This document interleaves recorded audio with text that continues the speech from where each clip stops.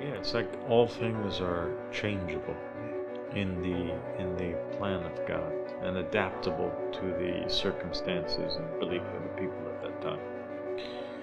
So the only thing that we should really hold on to is the will and supremacy of God and the knowledge that accompanies that divine messenger. That's it. So Javid, we identified the way that people can know whether or not they're on the true path or not, and how they can find God or the messenger of God or not, and be able to tell if he's truly from God or not from God. We explained the law of identifying the proof of God, which consists of the will or the letter of appointment, knowledge, and calling towards the supremacy of God, which is that only God can appoint the ruler or the king. Only God has the right to rule humanity.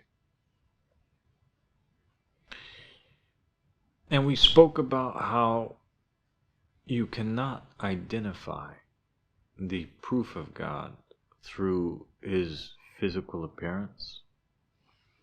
You cannot deny him because of health reasons, like in the case of Job, alayhi salam.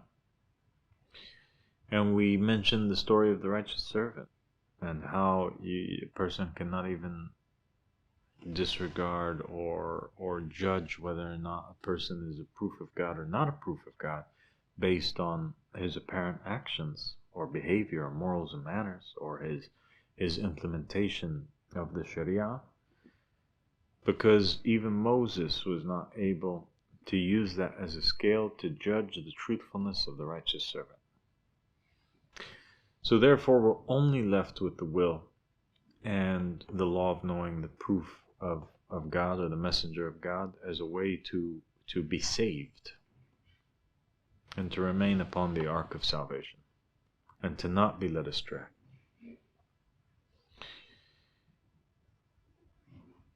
Once we find the proof, the person who fulfills this criteria, we have a divine obligation to stick with them no matter what.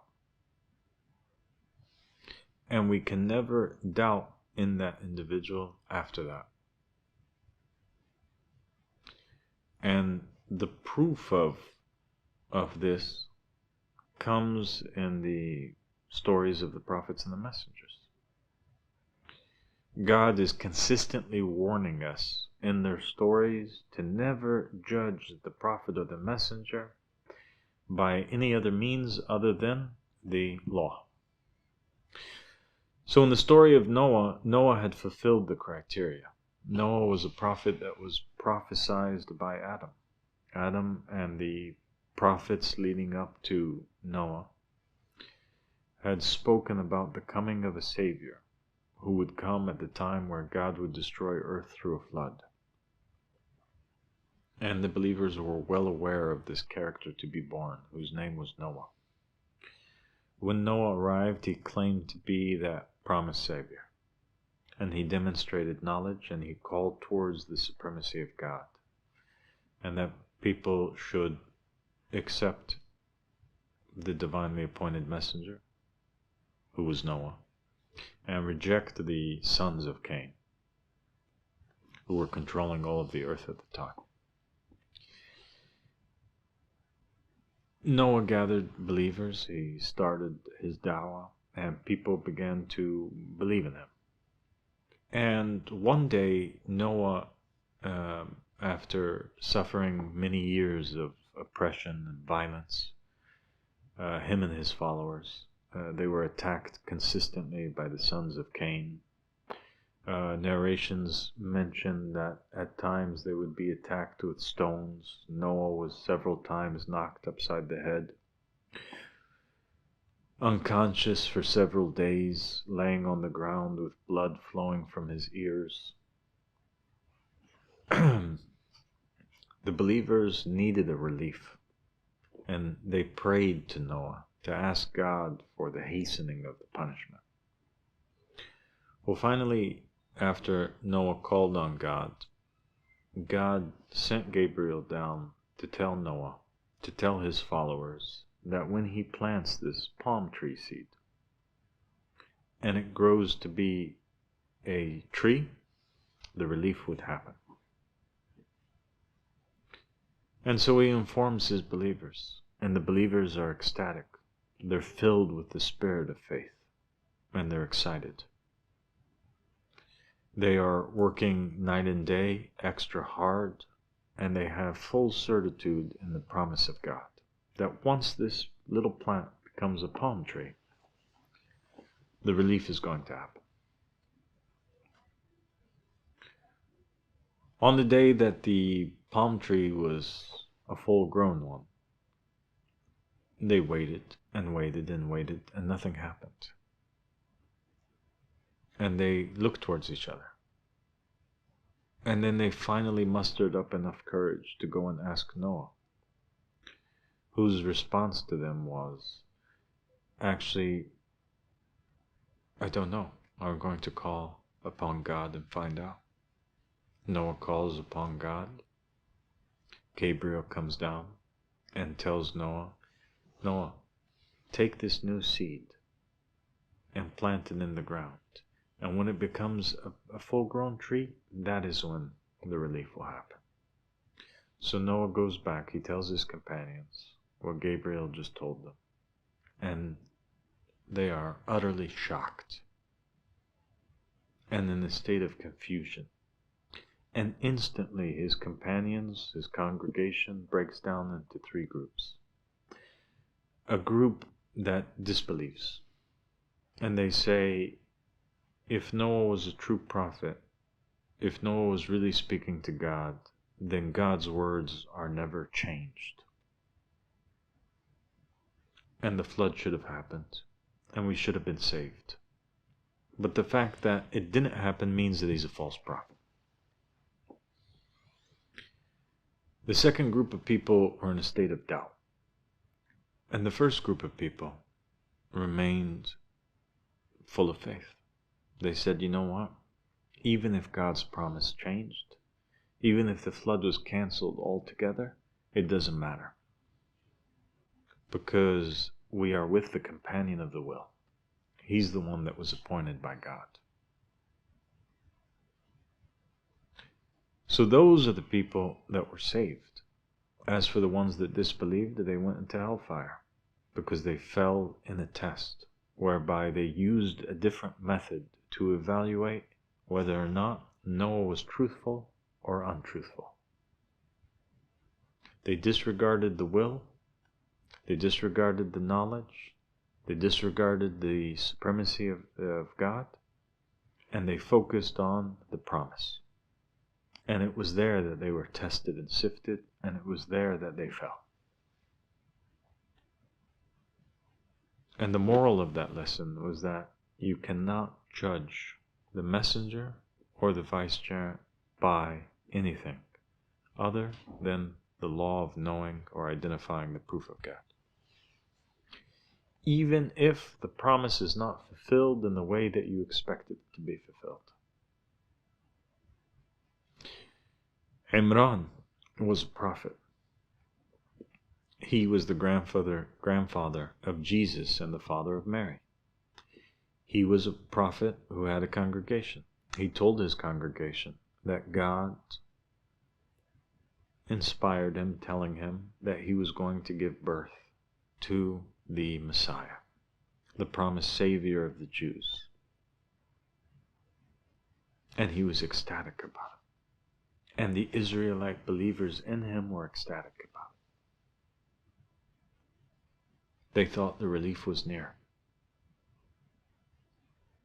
They had certitude in Imran, the great prophet. And yet, when his wife gave birth, she gave birth to the surprise of everybody, to a baby girl. Even Imran himself was surprised. And it was that baby girl whom he named Mary who would grow up and give birth to Jesus the Messiah, alayhi salam. And so God's promise was fulfilled, but just not in the way that they expected. It was not in his son, but rather his grandson. And that's why the hadith from the Ahlul Bayt alayhim salam says, if we say something about a man, and it isn't in him, but rather it is in his son or his son's son, then don't deny it. God's promises can be fulfilled in ways other than the expectations of the people. And so there was another lesson in the Quran which taught us that there is no other way to identify the proof of God except through the law.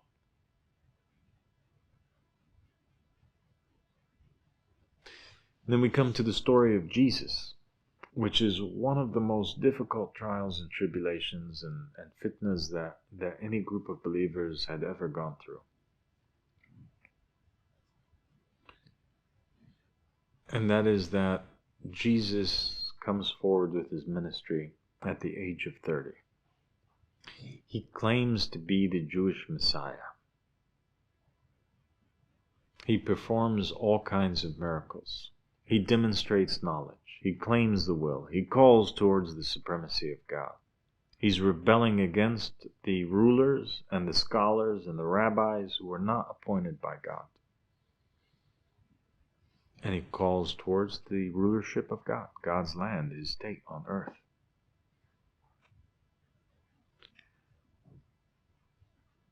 The Jews had long expected and waited for this Messiah, whom the narrations of their prophets and the words of the prophets and the messengers and the vicegerents stated, that he would rule from Jerusalem and spread peace and justice all over the world. And yet, 3 years into the dawah of Jesus, Jesus is arrested. His body is crucified. He's killed in the apparent, in front of all of his believers and in front of the Israelites. The Israelites took it as a sign that God was saying that Jesus was a false prophet, because he did not fulfill anything from what they expected the Messiah to do, of conquering and ruling.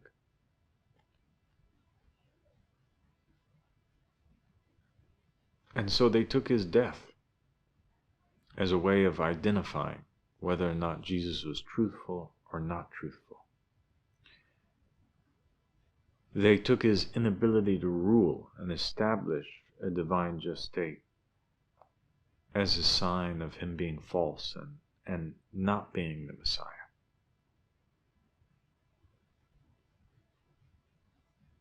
And yet, as you and I know, and 2.2 billion Christians around the world and 1.8 billion Muslims, Jesus is the Messiah, was the Messiah, and remains the Messiah that was sent to the Jews.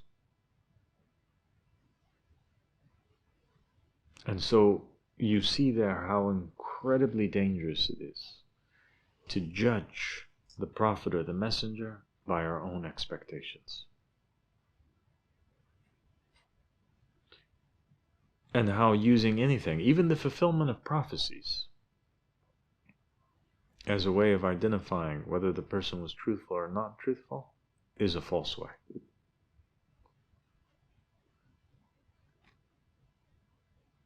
Even all of Jesus' miracles that he performed was not sufficient as a way to make the people know whether or not he was truthful or not truthful.